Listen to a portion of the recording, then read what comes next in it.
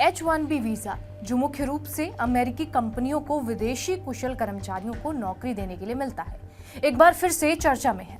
खासकर तब जब अमेरिका के पूर्व राष्ट्रपति डोनाल्ड ट्रंप ने इसके समर्थन में बयान दिया। ये वही ट्रंप हैं जो पहले इस वीजा का विरोध करते थे। उनके इस बदले हुए रुख से कठोर प्रवासी नीति चाहने वाले समर्थक नाराज हैं। उनका आरोप ये है कि ये वीजा अमेरिकी लोगों की नौकरियां छीन रहा है। दूसरी ओर H-1B वीजा समर्थकों का कहना यह है कि इससे अमेरिका की इंडस्ट्री को दुनिया भर की बेहतरीन प्रतिभाएं मिलती हैं। टेक्नोलॉजी से लेकर इंजीनियरिंग तक कई क्षेत्रों में विदेशी एक्सपर्ट्स की मांग इससे पूरी होती है। एलन मस्क जैसे बिजनेसमैन का भी ये मानना है कि इस वीजा ने अमेरिका को वैश्विक प्रतिभा का केंद्र बना दिया है। तो चलिए जानते हैं H-1B वीजा है क्या और ये कैसे काम करता है। H-1B वीजा की बात करें तो 1990 में इसकी शुरुआत हुई थी। इसके तहत H-1B वीजा मुख्य रूप से उन कुशल कर्मचारियों को दिया जाता है जिन्हें अमेरिकी कंपनियां काम पर रखनी चाहती हैं।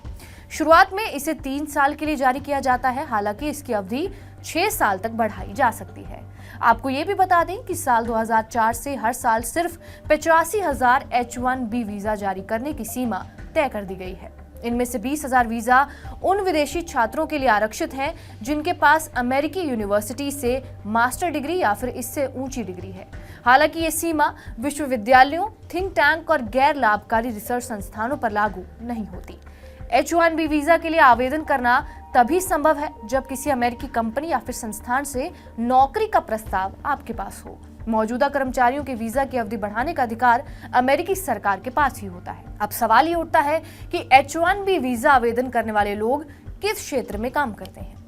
H-1B वीजा के लिए आवेदन करने वाले लोग ज्यादातर साइंस, टेक्नोलॉजी, इंजीनियरिंग और गणित क्षेत्र से जुड़े होते हैं, खासकर IT सेक्टर में काम करने वाले। 2023 में आवेदन करने वालों में 65% लोग IT सेक्टर से ही थे।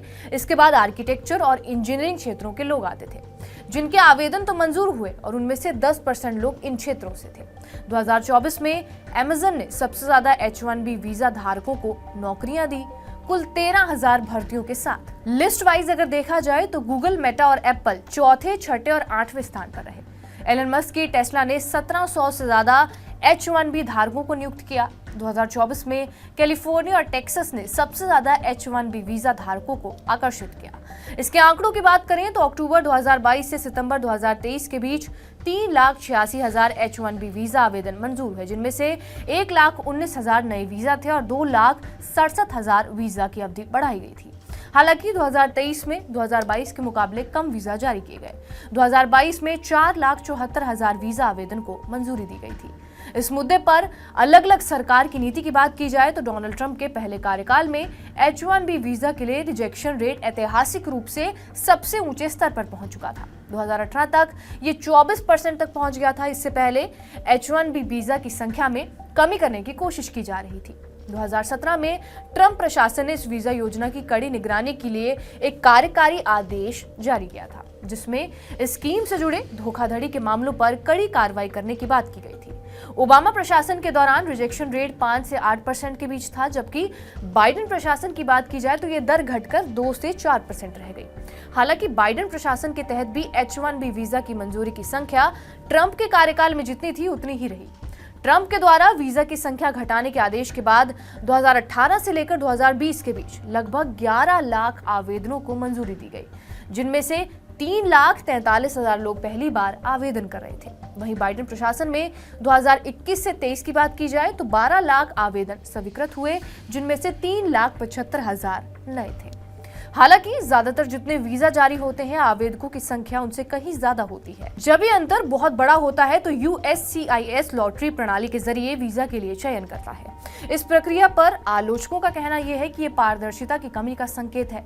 2024 के आंकड़ों की बात की जाए तो अक्टूबर 2023 से लेकर सितंबर 2024 तक 7,58,994 आवेदकों ने आवेदन किया, जबकि 2023 में यह आंकड़ा 4,74,421 था। H-1B वीजा सिर्फ एक नीति नहीं बल्कि ग्लोबल प्रतिभाओं और अफसरों के बीच का एक सेतु है। हालांकि ये वीजा सिस्टम ट्रांसपेरेंसी की कमी का भी शिकार है और ये बहस का मुद्दा बना रहेगा कि अमेरिका के श्रमिकों को लाभ पहुंचा रहा है या फिर नहीं। आपको ये वीडियो कैसी लगी हमें कमेंट करके जरूर बताएं। बाकी देश और दुनिया की तमाम बड़ी खबरों से यूं ही अपडेटेड रहने के लिए सब्सक्राइब करिए TV9 डिजिटल।